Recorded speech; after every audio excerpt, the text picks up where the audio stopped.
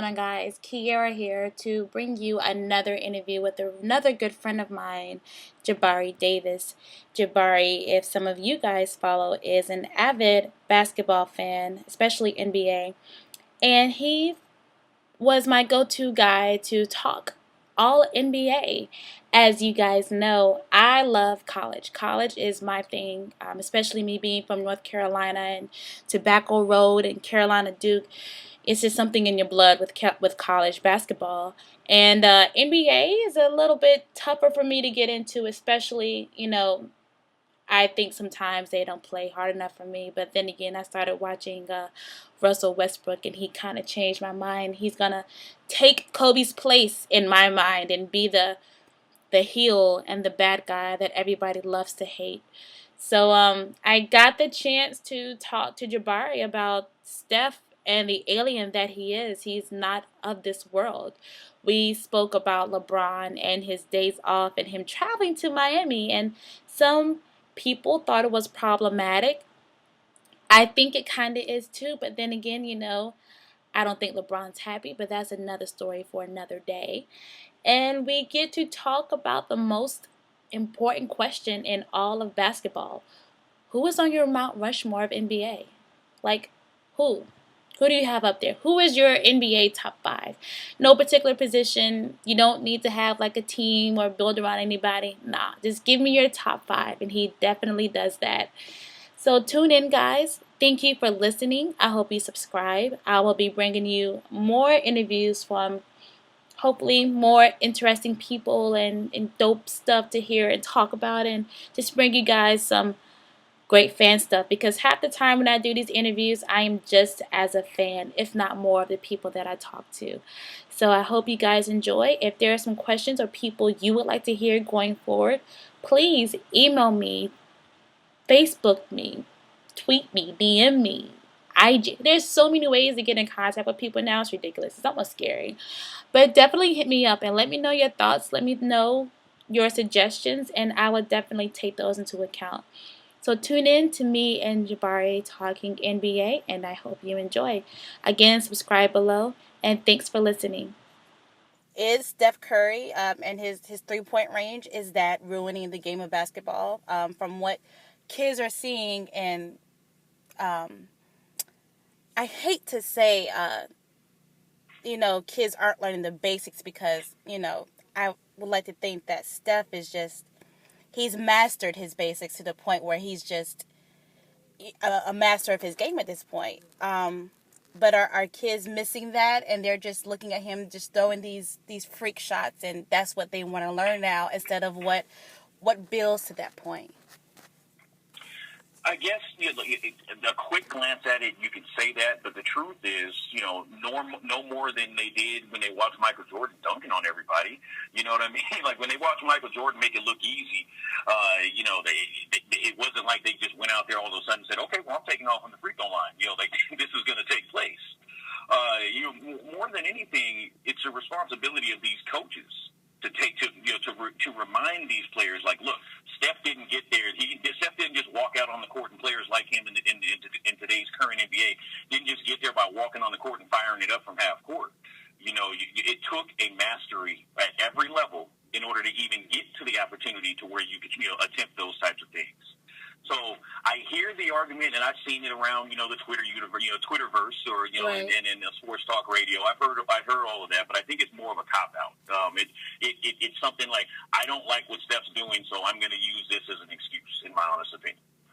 So why are older players so negative towards Golden State and Steph? I mean, specifically this morning, I even seen Yahoo tweeted a story about Walt Frazier being able to block his threes or defend his threes. Like, why all this negativity towards a guy who's, he's a humble guy. He's not a boastful person. Like, why do people want to tear him down so quickly? I think different people have different reasons. In some cases, yes, it could be jealousy. Yes, it could be like all of a sudden you've got this guy that, let's be very clear, while I was a fan of his at Davidson and thought he would have a place in this league, I was even in the minority in some circles. So we didn't see it coming. So to a certain degree, some of it could be jealousy. Some of it could be, They didn't expect it out of him. They didn't expect this ascension. They didn't expect necessarily the league to go in this direction and him to, to kind of rise to the top.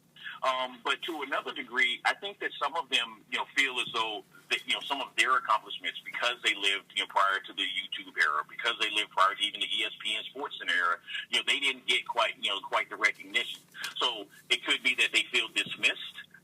But to be quite frank, I just stated, I love the '80s, I love the old school players, but to be honest with you, I think a lot of them kind of just need to get over that. And that's not to say that they shouldn't want the recognition, because they absolutely should. They absolutely deserve it.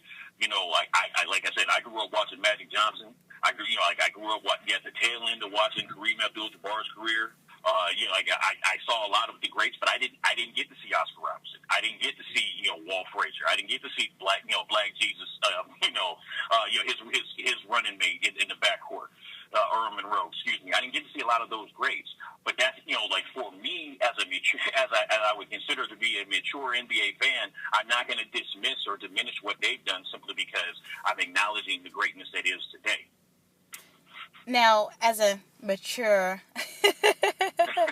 basketball fan, can you explain Steph Curry? Can you, what is this phenomenon that we're seeing right now? An unbelievable player where his 3 percentages are ridiculous numbers. Like what type of alien are we seeing right now? I've said it before. He's the best shooter I've ever seen. Now, a lot of people, they think, oh, that's hyperbolic. No, I'm not saying he's the best player I've ever seen. Look, let's let the guy finish his career before we start trying to rank where he is amongst the all-time greats. But one thing we can say is that this is the best shooter that we've seen. It just is. And again, kind of to your point earlier, he mastered things along the way. So, with him, it's not just a matter of him coming down from half court and just shooting it, as soon as he gets it. Although he's shown that he can do that, most recently in overtime against the Thunder. If you really take a look at what he does, everything is calculated. Everything, there's a pace to his game. There's a rhythm to his game. He's just out there doing it. So, again, to the Walt Fraziers, and again, no disrespect, love Walt Frazier. I like his style. I like his, he's been doing the Knicks games for a long time. But Steph would have dotted your eye too.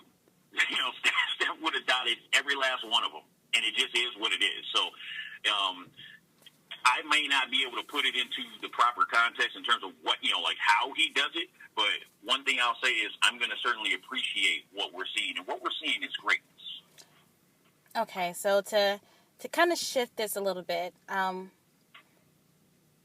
we ignoring other players while we're discussing Steph and his awesomeness? I feel like there are a lot of other players. You have Russ, who's out here, averaging triple-doubles, and, John Wall, who's out here doing numbers as well. Are we ignoring the greatness of other players because we're focusing so much on Steph?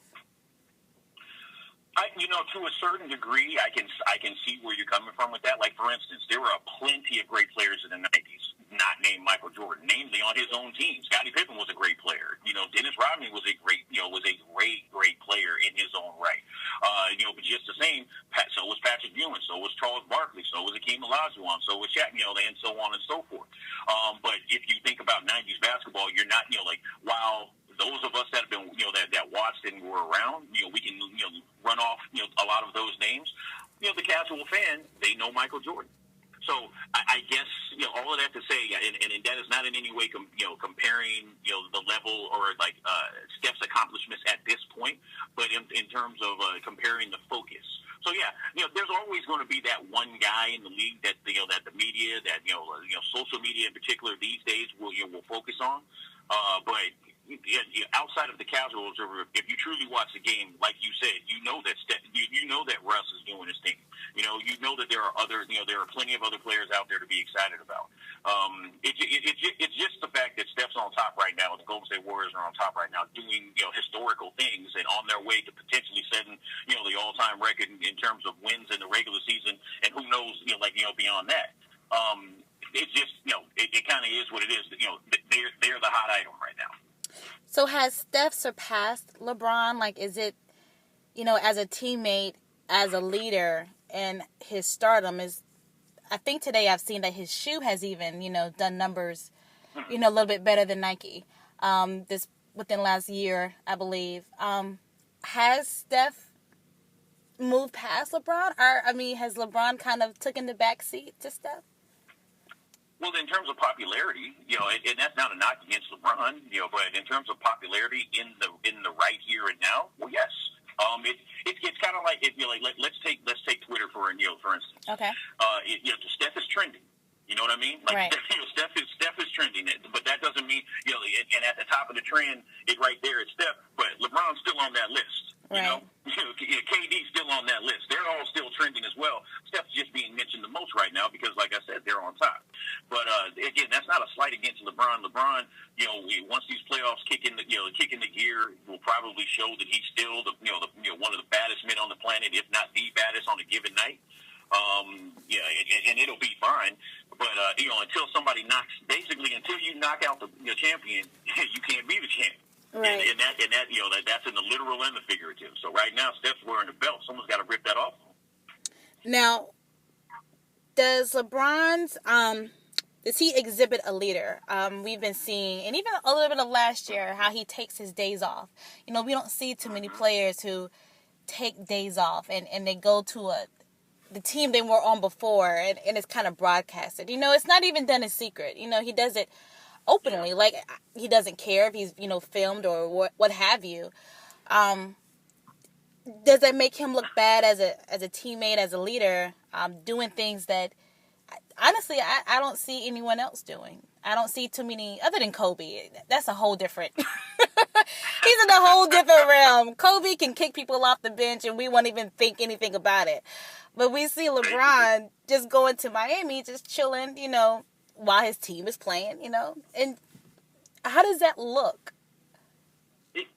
I'm glad you asked how it looked, because it looks bad. You know what I mean? Like, from the outside looking in, that looks like passive-aggressive behavior. Like, yes, he could pass it on. It's like, hey, look, I was just, I had an off day. I wanted to go down, get my workout on, blah, blah, blah. Yeah, of course. He has the right to do that. Let's make no mistake about it. He has the right to do that. But in the middle of the season, when your team is going through a little bit of a funk, and you've got all types of, people are questioning your leadership, and then you're putting out these, hidden and coded messages, via Twitter, it just doesn't look good. And LeBron is smart enough to know exactly what that's going to incite. So, from a leadership perspective, I don't know whether he's trying to push buttons, or if if this is his version of sulking, or whatever the case may be. But it does not look the best. I guess ultimately we'll see how things shape up with this team. Do they? I don't anticipate them crashing and burning, but do they? Go through additional struggles? Do things like that start to continue and start to rear their heads? In other ways, like other teammates, starting to voice their opinion. Then, look, I think it's completely fair to start to question his leadership. I'm more of a let's see, let's see how that's going to play out type guy. Right. But admittedly, from the outside looking in, that doesn't look good. And even LeBron, again, while he has the right to do that, he would probably admit that, maybe not in front of the camera, but he would have to even admit that. Now, there was a report circling around today that it's rumored that, he's planning his exit. Do you think that LeBron leaves the Cavs? It's tough. That's kind of like the KD question in OKC. You have to see how their season ends up. If LeBron and the Cavs go to the finals again, like say they fall short once again, if you're LeBron, you kind of have to ask yourself, all right, am I satisfied with how things are going? Probably not, because of course, you want to win, especially when you made that move. It was all about, as he said, bringing a title to the land. But honestly, we have to just wait and see how it plays out. My gut instinct says he doesn't, but then again, hey, look, I've been wrong before, and I'm sure I'll be wrong again. Ultimately, I think they find a way, even if they don't make it, they find a way to appease him and make him happy, and that probably comes in the form of moving, once again, moving players in and out in order to, at his whim. Now, do you think that gives LeBron entirely too much power, being that if you honestly want to, put it into terms, I think as a casual fan, it looks like he's constructed this team himself. And it doesn't seem like he takes the blame for who he's brought in. And it's like, you don't take fault. Well, not necessarily take fault, but you're not, accepting, okay, well, I brought these players in, maybe if I've done things differently, this is how it can pan out. Is it safe to say that he has entirely too much power and it's time for someone else to come in and say, okay, well, this is how this team needs to work? Because obviously your dynamic is failing. We brought Kevin Love, we brought all these people here, and you're still not happy. That's a great question and a difficult one. And I'm not going to skate it, but I got multiple answers for you. The truth of the matter is, yes, he does have too much power. Here's another truth. They needed to give it to him in order to get him back, in order to get him to come back to Cleveland. Right. So it's almost like when he made that decision and when they made whatever concessions and basically saying, LeBron, I don't care what it takes. Here you go. We'll get you who you want. We get the coach that you want. All of that. They made their bed. So again, they kind of have to, they kind of have to deal with it. They kind of have to deal with what comes, because the worst thing in the world for the Cavs right now is for him to walk at the end of the year. Right. So as bad as that sounds, they're going to have to deal with that. I don't know that they can bring somebody. Honestly, I don't know that they can bring somebody in there that he's going to respect enough, or that's going to have enough pull or enough gravitas to be able to say, "Nah, LeBron, this is what it is." Because we saw what took place in Miami. They were very successful, but ultimately, when it got to when the rubber hit the road, and it was Pat Riley, and saying like, "No, this is how it's going to be," he decided to take his ball and go back home. Right. It's interesting. Well, to ask you a big question to me is, can the East compare, or can they compete with the West? The West has been dominant the last couple of years. Can the East even... To me, it looks like two different... You're looking at like college versus pro to me. When I look at what the West has, and I'm looking at, I'm looking at the Spurs, I'm looking at Golden State, I'm looking at Fiddlesticks, the Thunder. When I'm looking at teams like this, I got you, the right, Clippers, the right, Grizzlies.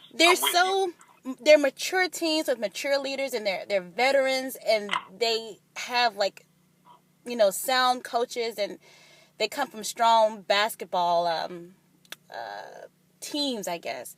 But I'm looking at the East, and a lot of these teams are still finding their identity. To me, honestly, the Washington doesn't still have, their foundation. Neither does Charlotte. And I'm a hometown girl, and I'm looking at Charlotte, and they still are trying to find out, is Kemba Walker really a star?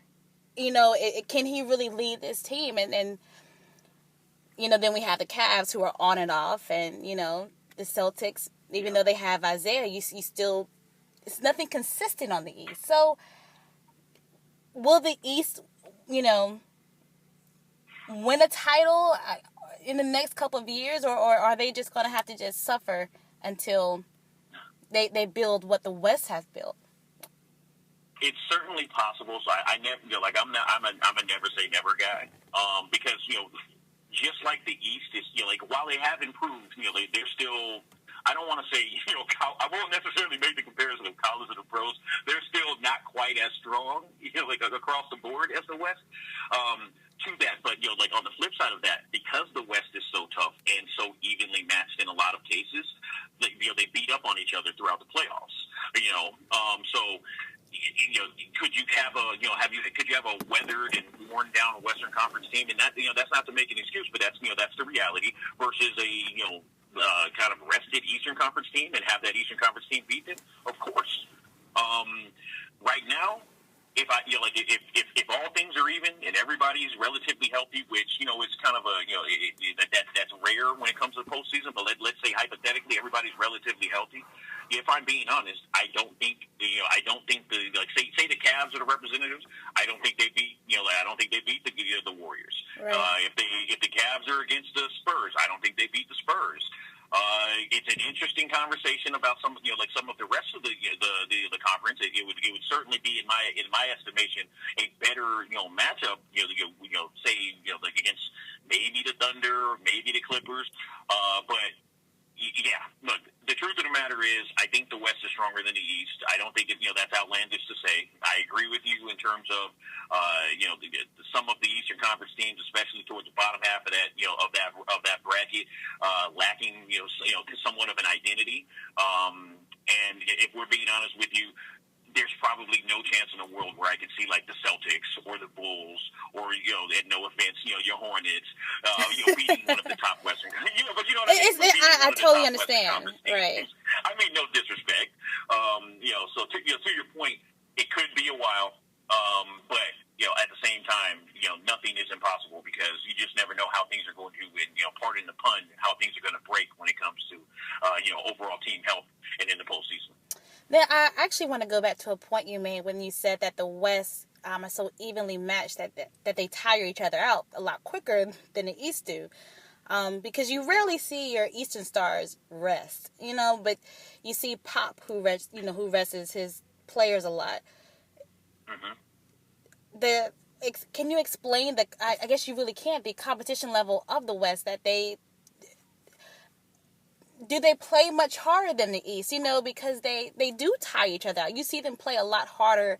The skills are there more, and you see if Pop is playing Atlanta, 9 times out of 10, you're really not going to see Tim Duncan in there. It's like a pointless game. So I don't even know how to even ask you this question. Well, I can maybe address that thought. Right. It's not at all like I don't want to make it seem like I'm saying the Eastern Conference is like so far inferior and like and the West is harder or anything. I definitely don't want your listeners or your readers to think that. But if you're Greg, like say for instance, if you're Gregg Popovich, and I'll use Atlanta as an example, even though they just dusted the Lakers, just the other night. Well, that's an exception, Jabari. No, that's okay. But I'll use Atlanta as an example. Say if you're Popovich, I think it's less to do with like sliding Atlanta, like why he would sit his players, in midway through, like say on a random Tuesday in January, right. And more to do with if you're him and you see it as you're probably not going to face them if you happen to make it through the West, you're probably not going to face Atlanta. So there's no reason, so this is an opportunity, I'll say, to get some rest for your players along the way. Right. I think it's more of like seeing the forest beyond the trees and realizing, hey, there's no sense in Tim Duncan playing 25 minutes on a random Tuesday night in January when we need him to be at his best and at his strongest. When the nitty gritty comes, in late April, right. Early May, and all the way throughout, obviously. Okay, my last question, because I know you're tired of all these questions. What is your NBA Mount Rushmore? Who is your up there? I have to ask that question. It's like almost necessary in every basketball interview. No, I respect that. Okay, so my NBA Mount Rushmore, and I want to make this very clear. All of these things are matters of opinion. Like, I'm not one of those guys that says, like, these are the guys, and this is how it is. No. Let's stop that. Even though everybody else does that, that's not me. So for me, I'm basically picking my favorite players of all time. All right. So it started. Most people start with Michael, and he's on there. But my favorite player of all time is Irvin Magic Johnson. If you were to ask me, who's the one player that you would start a team with if you could choose anybody, it's probably Magic Johnson, and that's not a slight to Michael Jordan. I know Michael was incredible. I realize that, but I'm starting with Magic. Then Mike is right there. It's a Mount Rushmore, so it's not. There's no ranking order or anything like that. It's just everybody's great. I know I'm not telling you. I'm telling others. Right. Kareem Abdul-Jabbar is on there. Do I get 4 or 5? We can do 5. 5 is cool. You can do 5? Okay. So for me, it's Magic, Michael, Kareem. Ooh. See, this is where the people say, "Oh, you're getting disrespectful." Honestly, I'm gonna here's a nod to the old school. Will Chamberlain. Okay. And number 5 is tough. But I'm going to upset some folks, and I'm still going to say Larry Bird because that was one of the baddest men I've ever seen play. And he played at a time where, once again, just to qualify it, because I think the 80s were the golden age of basketball. And quite frankly, he was at the top, right alongside Magic and right alongside some of the other greats. So Bird rounds out my number 5. Interesting. I'm kind of hurt Bill Russell wasn't a part of that. I understand. Look. I totally, but like I always say, it's totally a matter of opinion. It is. People could put together another top 5 without any of the guys. Well, no, they would have Mike. But, Right. Well, I'll let you slide this time. That's what's great about about basketball. It's been great for a long time. It's going to be great for a long time. And, I'm certainly one that's going to continue to appreciate it. And that is a perfect way to end that. Look at you. Well, hey, what can I say? And that is a wrap with Jabari and I. I hope you guys enjoyed. One of my favorite interviews. Definitely enjoyed talking to him, getting to know him, and also getting his viewpoints of the NBA thus far. If you have not, please subscribe. And if you have any questions, comments, or concerns, hit me up, IG and Twitter, Quierra, QUIERRA _Luck, LUCK, and DM me or message me and let me know what's on your mind, who you would like to see interviewed, and I will try my best to make it happen. Again, thank you so much for tuning in. See you next time. Take care.